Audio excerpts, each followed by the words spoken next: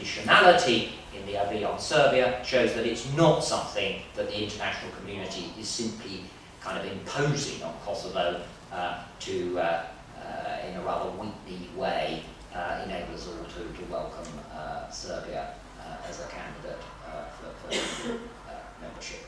So I'm very happy to discuss those things. I'm sure that other people won't agree with me on that. Then can I just flag up a couple of things in the progress report, which perhaps they're personal hobby horses, but they're important things for the EU, which I don't think a lot of people here really appreciate. I think people understand things about going off track with the IMF, they understand about public administration reform. I'm not so sure that people have focused on some of the stuff in the report about freedom of expression. Now, until March of this year, I was British ambassador to the OSCE in Vienna, and the representative, the OSCE representative on freedom of the media, whom I happen to know from my time when I was ambassador in Bosnia, some 6-7 years ago, has really flagged up quite a lot of issues to do with political influence in the media, the need to continue to reform RTK so that it really becomes a public service broadcaster. And I think those bits of the progress report need to be looked at quite closely, because there are things that can be done about that in the short term.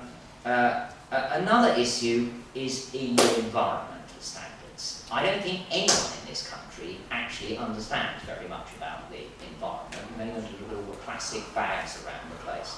And I certainly don't think politicians understand very much about the environment, with the possible honourable exception of the Minister himself, who I think does have a very good grasp. But I think, again, this is an area that you can work on, but increasingly EU environmental standards are real issues, because for all EU governments, climate change, but wider issues relating to the environment are absolutely crucial, meeting the emission standards and so on. And I would like you to think about one point in Kosovo. It comes out in the progress report, it comes out every time I talk to an investor here.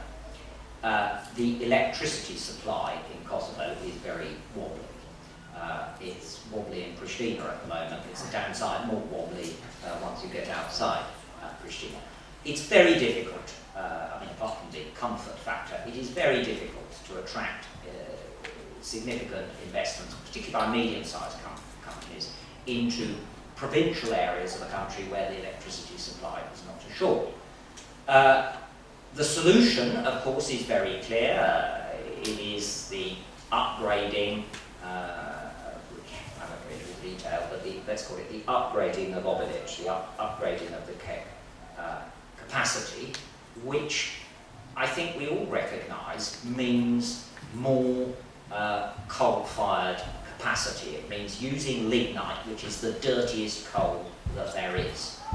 Now, when you sort of cough and splutter as Obilic sort of spews its stuff all over Pristina, you're coughing because of 30-year-old technology. There are, of course, some people argue about the terminology, clean coal or carbon capture technologies, which can make lignite-fueled power stations much more attractive than they once were. But nevertheless, you have to face the fact that in the EU, there is a big lobby, and in my country there's a big lobby, which is still very sceptical about coal-fired power stations, and particularly investing in new capacity in coal-fired power stations. I think Kosovo's got to do that, but I think the very fact that you've got to do that means that you've got to start to be squeaky clean on all other aspects of the environment. And this is where I find a lot of politicians really don't get what I'm saying here.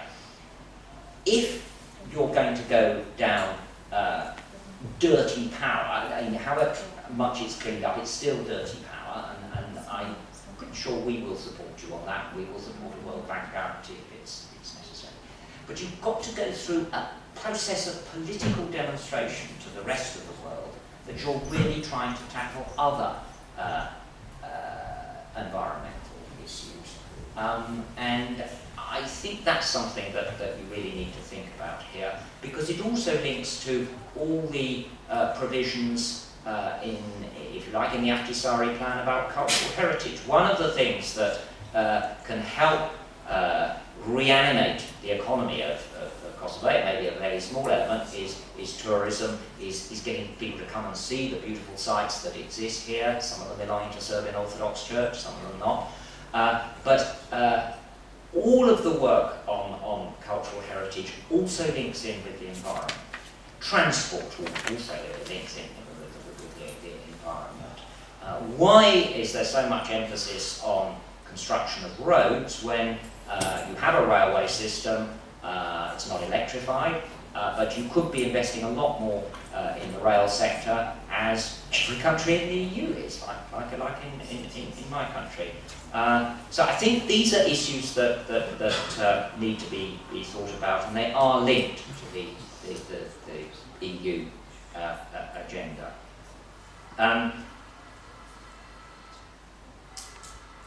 Corruption.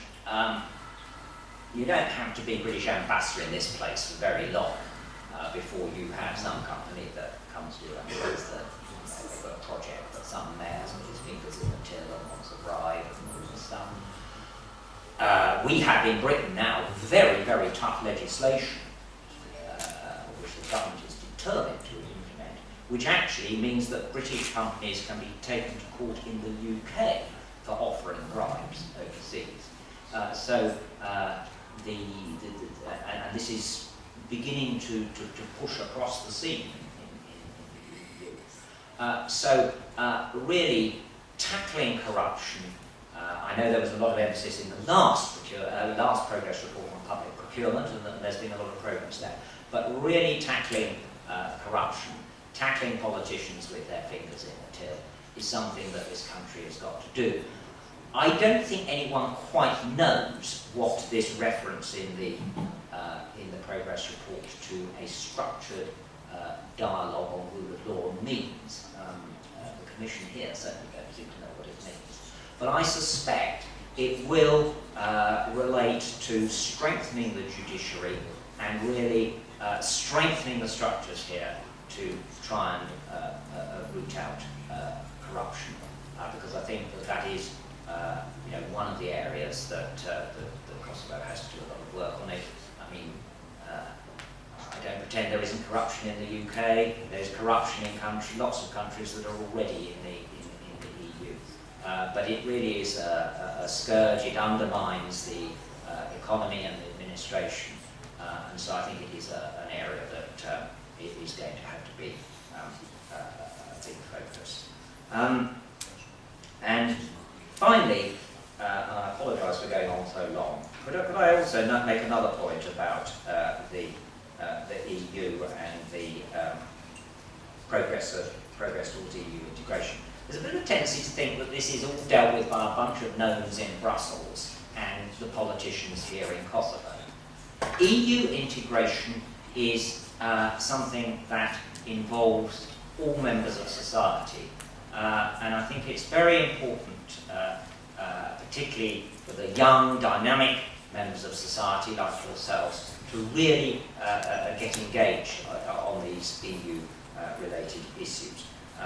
You have some very good NGOs here, which I've come across. Perhaps they're small in number, but really the role of civil society in raising awareness about the EU agenda and pressurising the government to deliver is very important, and that's something you in this audience can all contribute to now. So, thank you very much. We'll open the floor for questions. Please introduce yourself and what year are you attending here in the UK. We will go with students as we always do first. And if there are no questions for students, I will open the floor to the media for a couple of questions as well, usually. That's the format of the media. I'd much rather have questions from the students. Okay, you student will go first. I can try. Not just the women either. Right, good. Male student, good. Can you hear me? Yes. Okay, sorry. My name is Renan Mouturi. I'm a sophomore. I was wondering, you're saying that the young should try and get themselves involved with understanding the EU and what we can do. What is it we can do? I personally listen to the news and try and hear what's going around the world, but what else can we do to try and get our country pushed ahead, try and get us into the EU? Well, I mean, at the very basic level, if you wanted to, you can join a political party and work through the political parties. You can join one of the NGOs which focuses on freedom issues or good governance issues, and you know, make your mark that way. I think it's very much up to you. I mean, you know, within the student body here, you can put out messages. But I think if everyone is passive, then you leave it in the hands of the old faces in politics, and that's not a good thing in a country which prides itself on, you know, having such a big and vibrant young population. I mean, it's I don't know, getting articles written in magazines. Your own magazine. I guess you have your own magazine. Well, we're working on that. Working on that. But there are lots of ways of engaging. But I think just sitting around criticising is not the most productive way of tackling these issues. Okay.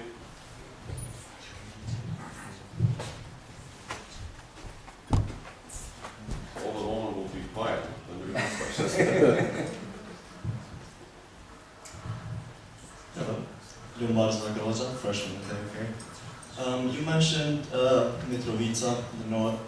Now, we know you mentioned yourself that there's very disadvantages for our country that you can't export in the north of the country. Do you think international community and maybe you yourself in your country are pushing or making enough pressure on the Serbian government and those parallel structures that are there to remove the barricades and solve this issue? Thank you. Well, that's a very important question. I think that the north of Kosovo is like a Rubik's cube. It is very difficult to resolve because there is so much misinformation and misunderstanding. I mean, let me say first of all that the British government's approach to resolving this issue is one whereby we support the territorial integrity and sovereignty of Kosovo, and we believe that the north should be reintegrated into Kosovo by peaceful means. We've got enough conflict going on around the place in Afghanistan, in unfortunately not so much now in Libya, but we think that rocking the boat in terms of security in the Western Balkans is not the way to go. So that means using political pressure, and I suppose you're right that we haven't done enough because we still have this situation in northern Kosovo. But I think it is gradually being, and you may say it's late in the day, but I think particularly the British and German governments are making it very clear to the authorities in Belgrade that not only do we support the independence and territorial integrity of Kosovo, but we're not going to start talking, and we're not going to start talking about partition. Partition is completely off the agenda. It doesn't provide a solution in terms of Kosovo's interests, and it certainly would be very damaging for the work that we're doing in places like Bosnia and Herzegovina and Macedonia to stabilise the Western Balkans. And now the message is going in that work has to be done by Serbia to, if you like, stop undermining Kosovo's sovereignty through these parallel structures, which is not just the mayors, it's the whole